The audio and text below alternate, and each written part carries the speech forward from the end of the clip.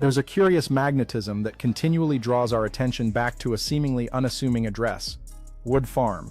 On paper, it was merely designated as a provisional residence for Andrew Mountbatten Windsor, a temporary placeholder, while Marsh Farm, a property nearby, underwent necessary preparations. Yet, in the unfolding drama of royal life, these so-called temporary arrangements possess an uncanny ability to lay bare permanent, often uncomfortable truths. This particular displacement, it seems, has unveiled far more than a simple shift in domicile. By the time reports finally confirmed Andrew's first night spent at Marsh Farm following the Easter break, the real narrative had long ceased to revolve around his sleeping quarters. Instead, it became an intricate commentary on pressure, on the subtle, yet unyielding demarcation of boundaries, on the precarious nature of status, and on the unmistakable messages conveyed through the silent language of property, established routines, and restricted access. And in the intricate tapestry of royal dynamics, there exists an even deeper, more revealing layer to why this particular relocation held such profound significance within the family's inner circle. What renders this entire episode so strikingly impactful is the stark disproportion between the seemingly minor trigger and the sheer scale of its unfolding consequences. According to various accounts, the catalyst was a quiet word, reportedly from Prince Edward to Andrew, prompted by the growing awkwardness of Wood Farm remaining occupied when Edward and Sophie had fully expected to utilize it over Easter. If this detail holds true, then what transpired was not some public fiery confrontation. It was, instead, something far more quintessentially royal, an encounter meticulously controlled, intensely private, and outwardly polite, but still loaded. For within the confines of such a lineage, the softest whispers often carry the most unyielding directives. The very fact that Wood Farm became a flashpoint of friction unequivocally signaled that this was no longer being treated as a flexible, open-ended arrangement. It had mutated into an undeniable problem demanding a definitive resolution. And it is precisely here that the symbolism woven into this narrative truly begins to intrigue. Wood Farm is not merely another piece of the estate's extensive portfolio. It is in fact one of the most deeply emotionally resonant addresses within the entire royal sphere. This was Prince Philip's cherished retreat, the very sanctuary where he chose to spend the vast majority of his retirement, deliberately distanced from the formal machinery and relentless pomp of palace life. Those intimately familiar with the household have consistently described its atmosphere as one of profound intimacy, unburdened relaxation, and an almost deliberate anti-palace sensibility. Smaller rooms, a noticeable absence of officialdom, less overt theatricality, and a greater emphasis on genuine family connection. If one observes closely, this distinction holds immense weight here, because Andrew's extended occupancy, stretching for weeks on end, did not merely present a logistical snag. It inadvertently positioned him within a space intrinsically associated with privacy, with a potent legacy, and with a sense of retreat that had been deeply earned through a lifetime of duty. This was always destined to feel profoundly delicate, particularly when other esteemed members of the family were said to be anticipating its use. Then the second layer of this complex narrative emerges, Marsh Farm itself. Reports indicate that Andrew has now formally moved into the property, following the completion of extensive renovation work, a transition visually underscored by staff seen bringing in bags and photographs capturing him walking between the two residences, accompanied by his dogs.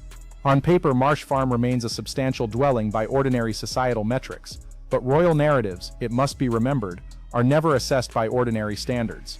When juxtaposed with Royal Lodge, Andrew's previous residence, this represents a dramatic and undeniable contraction. Royal Lodge, by contrast, was a sprawling 30-room estate, intimately tied to Andrew's former life in Windsor, a property imbued with a sense of immense scale, profound history, and undeniable status. Marsh Farm, conversely, has been widely characterized as a 5-bedroom farmhouse, complete with 2 bathrooms, a scattering of outbuildings, stables, and surrounded by open farmland, albeit with a public road close by. This demotion is not merely a practical adjustment, it is strikingly visual, deeply reputational, a narrative told before a single word needs to be uttered. Yet even this significant downsizing arrived with its own set of complications. Reports surrounding the renovation efforts suggest that Marsh Farm was not being prepared as some bare-bones Spartan cottage for exile. Instead, claims surfaced of plush new carpets, an upgraded modern kitchen, the installation of a high-speed broadband connection, a satellite dish, and robust new security measures, including comprehensive fencing. In essence, this was not simply about forcefully ejecting Andrew and abandoning him to meager provisions. It presents itself more as a meticulously controlled reset, a reduction in physical surroundings, certainly, and a definitive lessening of grandeur, absolutely, but crucially, still with enough infrastructure and amenity to render the arrangement viable for the long term. This nuanced approach is precisely what makes the move feel so carefully calibrated.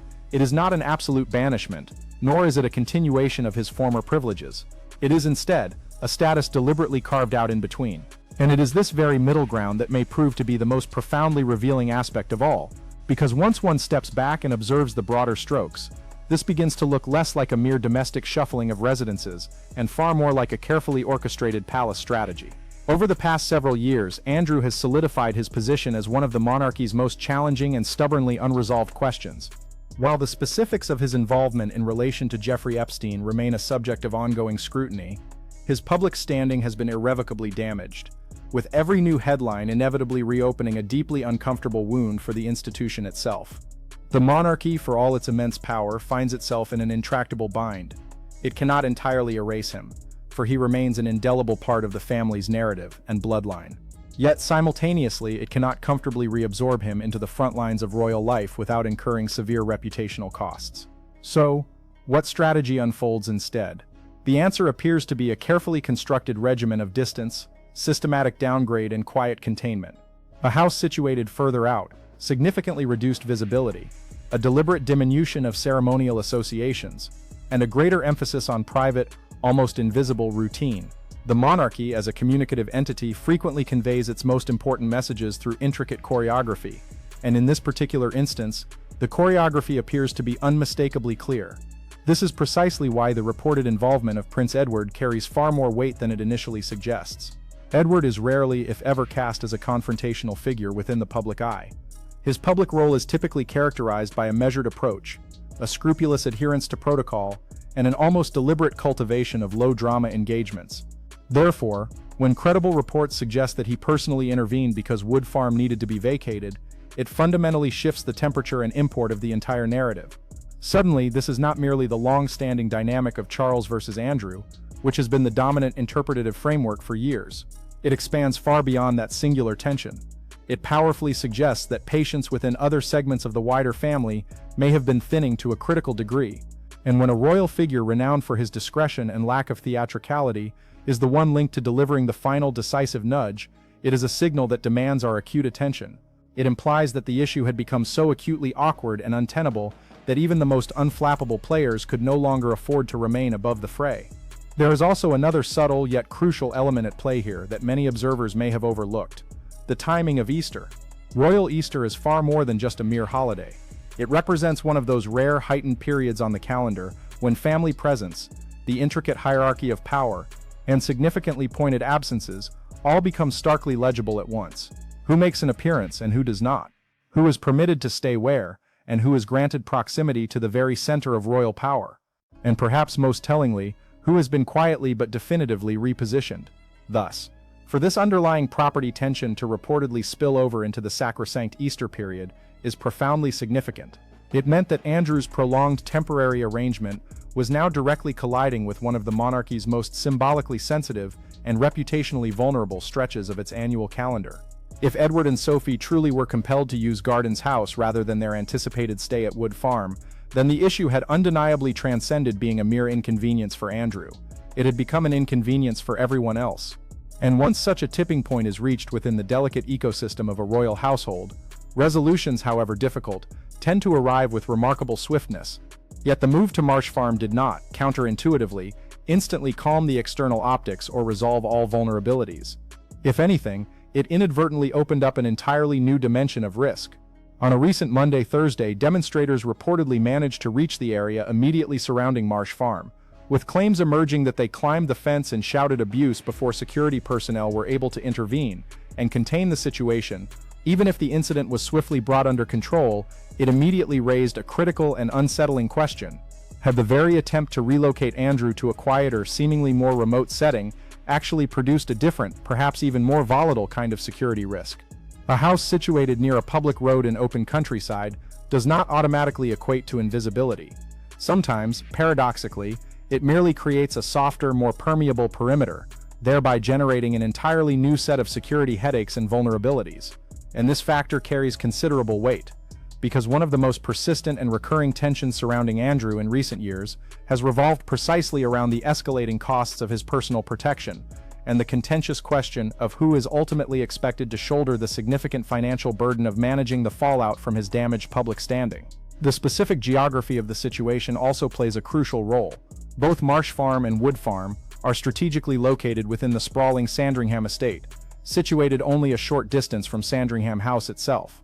So while Marsh Farm undeniably represents a clear step down in grandeur and scale from the 30-room expanse of Royal Lodge, it is unequivocally not a placement outside the carefully constructed royal world.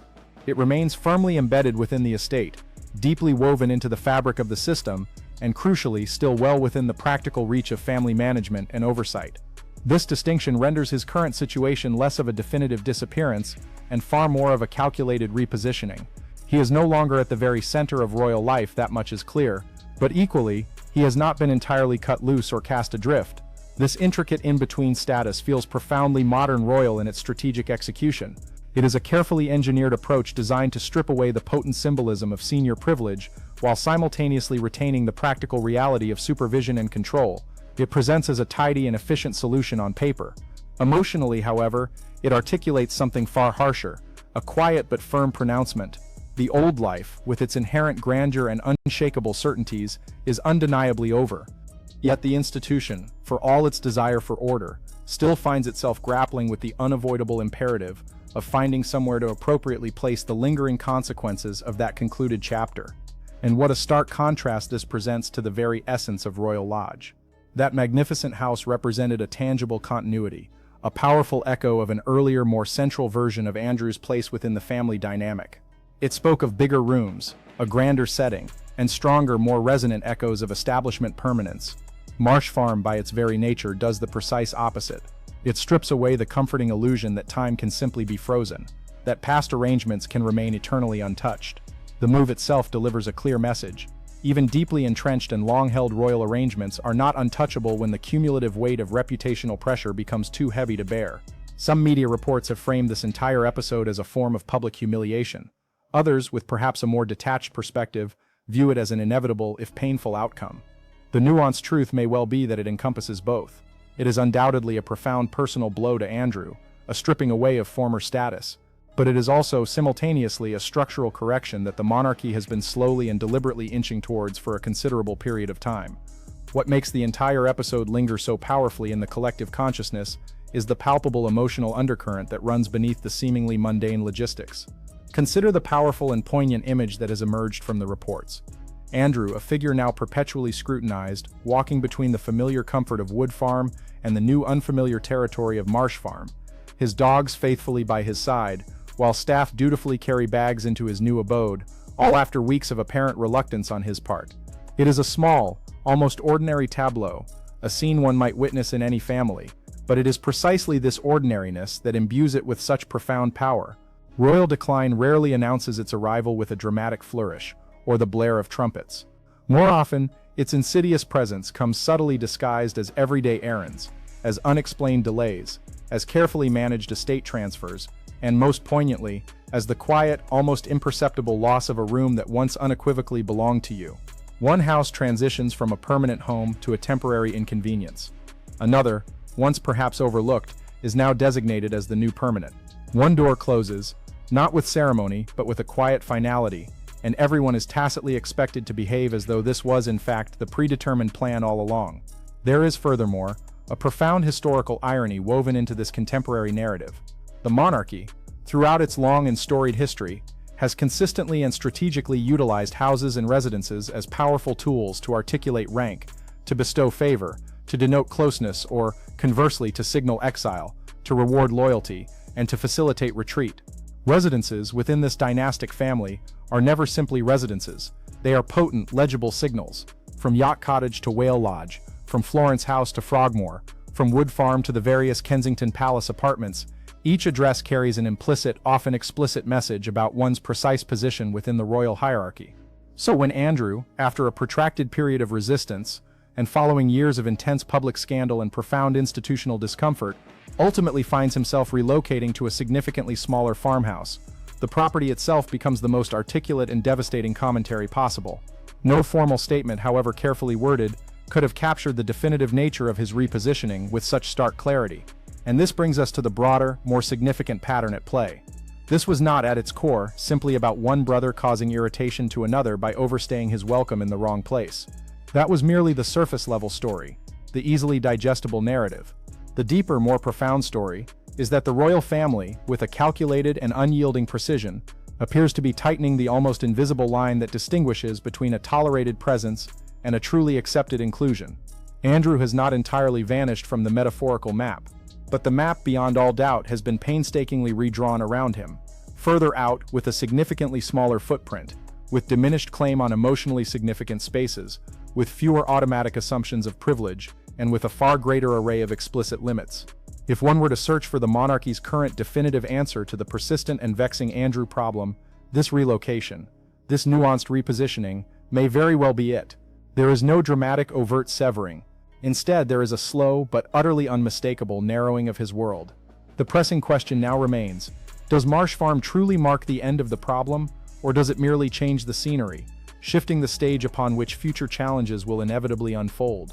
Does this quieter, more remote setting genuinely reduce the pressure on the wider royal family, or does it simply create a fresh series of flashpoints every time issues of security, financial burden, access, or renewed public anger invariably resurface? And if a single quiet word from Prince Edward was potent enough to finally close the chapter on Wood Farm, what does that profoundly tell us about just how much patience was truly left behind the hallowed palace walls? Because once a royal move ceases to be primarily about comfort and personal preference, and starts instead to be undeniably about containment, the house is never just a house again.